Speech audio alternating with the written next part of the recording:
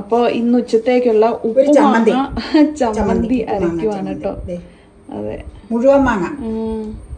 ഇനിതേ ചുമന്നുള്ളി, വെളുത്തുള്ളി ഒന്നും ഇല്ല കേട്ടോ, ഉപ്പില്ലാട്ടോ ഇതിന്, ഉപ്പുമാങ്ങ ആയതുകൊണ്ട്.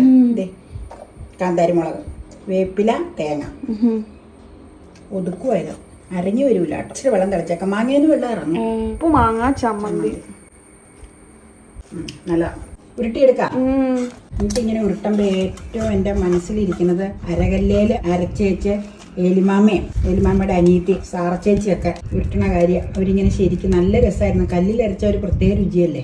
ചമ്മന്തി എനിക്ക് മാത്രം, അപ്പയ്ക്ക് പിക്കള. ചമ്മന്തിയുടെ ആള് ഞാനാ.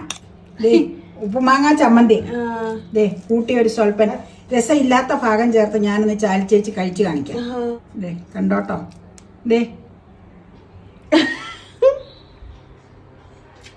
എനിക്ക് നല്ല ഇഷ്ടം.